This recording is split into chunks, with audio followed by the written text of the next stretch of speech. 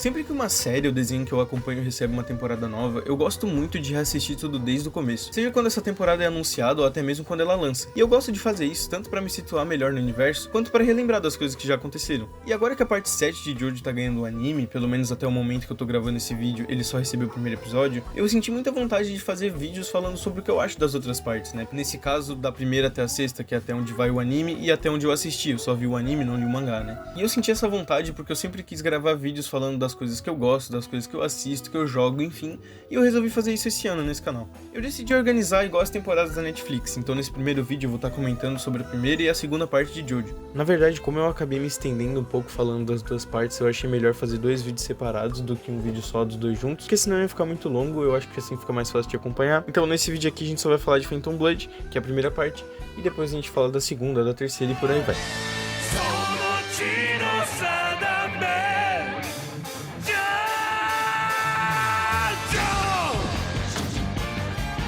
Eu não quero me estender muito aqui falando da primeira parte, até porque eu particularmente não gosto muito dela. E isso é algo que você com certeza já escutou em algum lugar da internet. Muita gente fala mal da primeira parte de Jojo e diz que ela é ruim, mas eu não acho que ela seja necessariamente ruim. Eu só acho ela meio chata e já vou explicar melhor o porquê. Eu acho interessante a gente começar com um resumo da história, tanto pra dar uma contextualizada nas coisas que eu vou falar mais pra frente, quanto pra facilitar o entendimento do vídeo. Eu acho que fica uma ordem melhor. Tudo começa basicamente com uma carroça que sofre um acidente. Dentro dela tinham 3 pessoas muito importantes. Um cara muito rico, a esposa dele e o filho deles ainda bebê. Nisso tem esse cara esquisito, que é o Dario Brando. Ele encontra essa carroça. Do lado dela tá esse cara rico desacordado, a mulher dele infelizmente não sobreviveu à queda, mas o filho dele sim. Nisso ele tá na má intenção e ele tenta roubar esse cara, porque esse cara usa vestimentas de luxo, joias e tudo mais. Só que nisso esse cara acorda. Ele é o George Joestar, o pai do nosso protagonista. Só que ele não se liga que ele tá sendo roubado, ele acha que ele tá sendo ajudado. E aí ele fica devendo um favor pra esse cara esquisitão. Nisso ele também descobre que só o filho dele sobreviveu à queda. E isso deixa ele muito triste. Daí a história avança os anos no futuro, o filho dele cresce. E esse filho é o Jonathan Joestar, o nosso primeiro Jojo, o protagonista da parte 1. E o Jonathan, ele basicamente vive uma infância de jovem rico comum. Ele brinca nos campos da mansão do pai dele, ele come filé mignon com taça de vinho, ele tem que ter modos, comer com talheres e tudo mais. Basicamente uma infância de jovem rico padrão. Só que, contrapartida do outro lado da história, o Dario Brando, ele também tem um filho, que é o Dio Brando.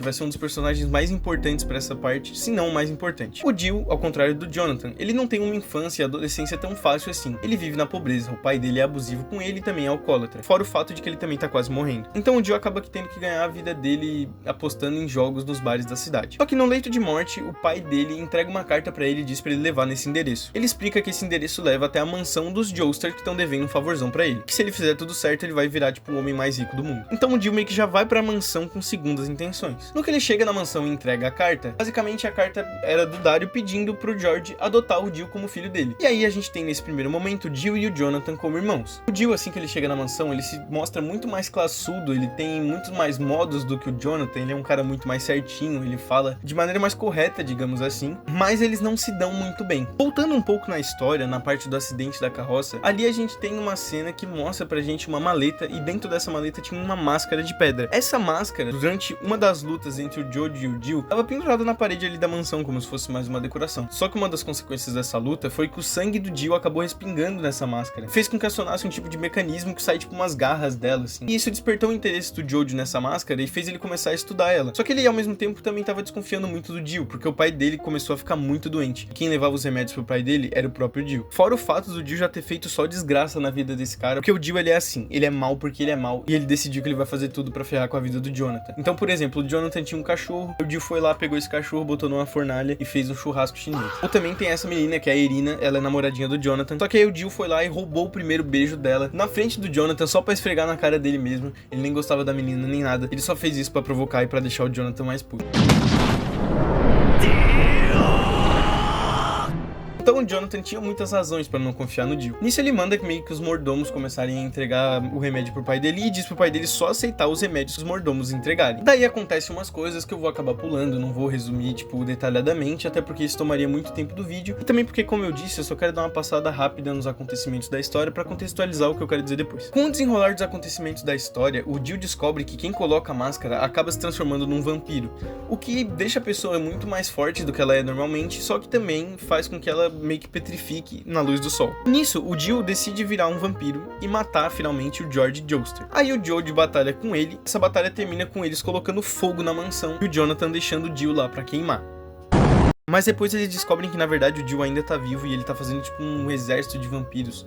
E aí o Jojo reúne o grupo principal, que é composto por ele, o Zeppelin e o Speedwagon. O Zeppelin na verdade é o William Zeppelin, mas eu vou falar só Zeppelin porque tanto faz, eu não ligo pra ele. Enfim, na verdade ele acaba sendo bem importante porque é ele quem ensina o Jojo a usar o Ramon, que é o sistema de poder desse mundo, e mais tarde a gente vai conversar melhor sobre ele. Daí, resumindo mais um pouco, acontece uma batalha muito louca no cemitério, e aí o Jill usa 2 zumbis dos guerreiros antigos que estavam enterrados lá pra batalharem contra o Jojo. Aí o Zeppelin morre durante uma dessas batalhas e transfere todo o poder dele pro Jonathan, deixando ele 2 vezes mais bombado e mais poderoso do que ele já era.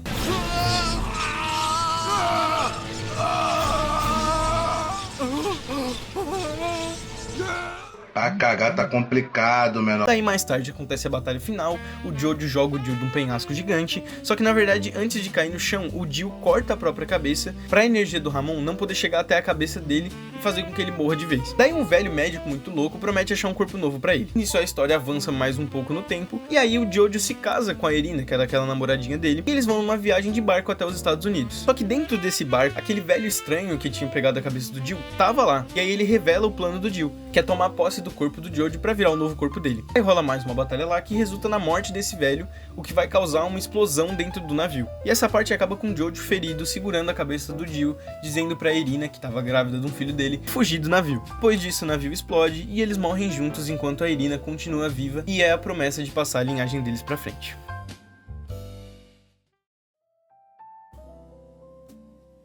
Cara, a coisa que mais me chama a atenção quando eu vou assistir uma parte de Jojo é o protagonista. Normalmente é a coisa que eu mais vou me interessar, porque eu quero saber do passado dele, eu quero saber do porquê que ele é do jeito que ele é, enfim. Só que também isso é uma das coisas que me faz não gostar muito da parte 1. Porque o Jonathan, ele acaba sendo meio raso, no sentido que ele só tem essa personalidade de herói genérico. Ele é bom só porque ele é bom, e ele é super perfeito, e ele é cavalheiro, e isso acaba tornando ele um pouco chato pra mim. Porque quando a gente compara ele com os outros Jojos, ele acaba ficando muito pra trás quando o critério é carisma e personalidade. Porque, por exemplo, quando a gente pega o Joseph, que é o protagonista da parte 2, ele é muito memorável, porque ele é muito caricato, ele é muito engraçado, ele tem momentos de seriedade onde ele é forte, ele tem uma arma interessante, ele faz coisas interessantes. O Jonathan, pra mim, não. Ele usa uma espada uma hora lá, ele tem os poderes como Zoom Punch, ele só é um cara forte que bate, então ele não tem nada muito original. Eu não tô dizendo que o personagem precisa ter uma arma original pra ser incrivelmente memorável, mas ele não tem nada original pra ser incrivelmente memorável. Ele é literalmente um clichê de herói, o design dele não tem nada demais, ele é só mais um cara hiper musculoso, igual são os caras de Jojo. O máximo que ele tem de diferente é, sei lá, esse cabelo azul dele, mas nem isso chama tanta atenção assim. Juntando um pouco com o que a gente acabou de falar, outro problema que me pega muito é a falta dos personagens interessantes. Na minha opinião, fora o Jill, não existe nenhum outro personagem na parte 1 que me interessou. Eu sei que a comunidade gosta muito de exaltar o Speedwagon, mas eu suspeito muito que isso seja até ironia, porque pra mim, tanto ele quanto o Zeppelin, que é o outro amigo do Jojo, eles não são nada demais. De verdade, pra mim eles não fazem nada que torna eles personagens engraçados, personagens memoráveis. E pra mim eles são só personagens qualquer, sabe, da parte 1. E isso é um grande problema, porque tem partes em que, por exemplo, na parte 3, o protagonista, que é o Jotaro, ele tem até os seus problemas, assim, na minha opinião, ele não é o personagem mais interessante do grupo deles ali, mas tem personagens secundários que são muito bons ali no meio do grupo deles. Na parte 1 não tem isso, não tem personagens interessantes no grupo deles, o protagonista não é interessante. Como eu já disse antes, o único personagem que eu considero minimamente interessante é o Jill. Uma coisa que eu sinto também é que devido à época que a primeira parte se passa, que é ali durante os anos 1880, 1890, acaba não sendo muito interessante, porque não dá pra inventar muita coisa, sabe? Tipo roupas diferentes ou coisas do tipo que Jojo costuma ter. E tá certo que a própria questão do traço do Araki vai um pouco contra isso, né? Porque ele é muito único. E também tem aquelas jogadas de cena, que as cores se invertem e tudo mais, mas ainda assim muitos personagens acabam usando aquele mesmo padrão de roupa, sabe? Uma espécie de terno, blazer, sei lá, algo do tipo. Fora que também eu pessoalmente não gosto dessas histórias que se passam nessas épocas aí de 1800, então eu acredito que essa escolha do Araki acabou prejudicando um pouco nessa parte do design, sabe? Eu acho que mesmo que ele fosse muito criativo, não tinha muita coisa pra inventar, ou até se tivesse, não ia fazer muito sentido com a história. Outro grande problema que a gente tem é relacionado ao poder dos personagens. O sistema de poder das primeiras temporadas de Jojo é o Ramon, e isso é uma das coisas que também deixa essa parte um pouco paia pra mim. Porque o Ramon, ele é um poder muito broxa, de verdade.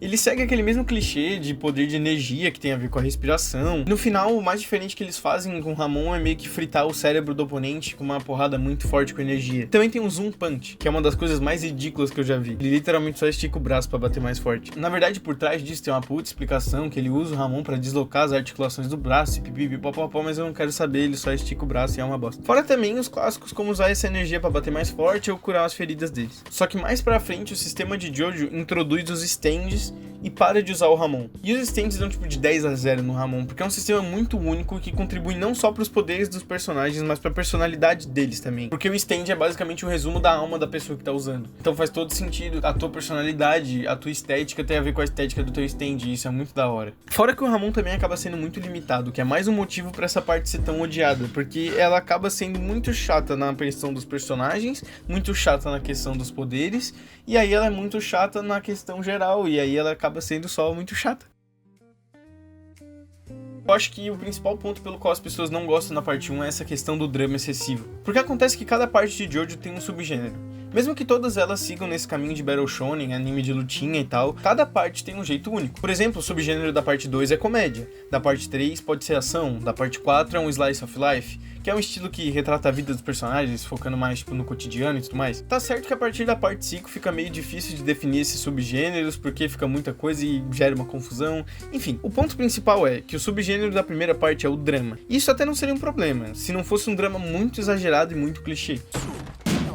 Coisa se debatendo lá dentro. Ah, não! Tem alguém aí dentro? Minha nossa, tem alguém sendo queimado vivo lá dentro! Pessoalmente gosto muito de drama, eu gosto de filmes de drama, série e tudo mais. Porque eu acho que dentro da parte 1 esse drama não combina, porque foi um drama muito exagerado e muito clichê. A parte toda a gente lida com esse negócio de bem contra o mal, do Jonathan, do Jill. Então esse drama excessivo deixa a parte muito arrastada de acompanhar, fica muito chato de assistir os episódios. Eu particularmente, quando eu assisti, não ficava sentindo vontade de ver o próximo episódio, saber o desenrolar da história. Eu tava até cansado de ver, eu só consegui continuar assistindo porque depois da parte 1 tem a parte 2, que é muito boa. Eu também acho que o gênero de drama acaba não combinando muito com a proposta de Jojo. Tipo, tem momentos que cabe sim um olhar mais dramático e tudo mais, mas eu acho que fazer uma temporada inteira fundamentada no drama não fica tão legal. E acabou fazendo com que as pessoas realmente só deixassem a parte 1 de lado. Tem poucos pontos positivos sim, que são as poucas partes que eu achei legal. E o principal deles, com certeza, é o Jill. Porque diferente do Jonathan, ele é muito bem construído e ele desperta o interesse de quem assiste. Tipo, ele não passa aquela impressão de ser unidimensional. Mesmo que assim como o Jojo é bom por ser bom, o Jill é mal por ser mal. Mas nesse caso, isso acaba funcionando, porque o Jill, ele tem uma personalidade intrigante, ele tem ali um jogo de cintura, uma malemolência, sabe? O jeito de ser dele é cativante por si só. Eu, pessoalmente, torci pro Jill quando eu assisti pra parte 1, porque o Jonathan é realmente muito sem graça. Ele não é um caso de herói clichê bem desenvolvido, como é o Superman, por exemplo. Ele tem toda aquela questão de ser um símbolo de esperança e bondade inata. O fato do Superman possuir os poderes mais extraordinários dentro dos heróis ali e fazer questão de usar esses poderes para proteger e ajudar, ao invés de dominar as pessoas, ajuda a construir essa imagem de esperança que ele carrega. Mas enfim, isso é um papo para outro vídeo que eu vou fazer sobre o Superman. Outro ponto que vale a pena mencionar são as aberturas e as músicas icônicas da parte 1. Eu gosto muito daquela abertura que ele grita o nome do Jojo por 5.000 segundos.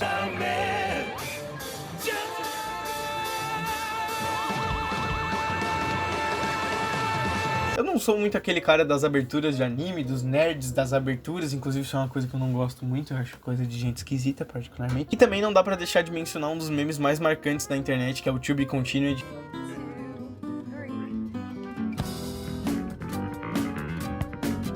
É um jeito que eles faziam pra puxar a continuidade pro próximo episódio, então sempre que acabava tinha aquele negocinho ali, aquela cena, e sempre gerava momentos muito legais.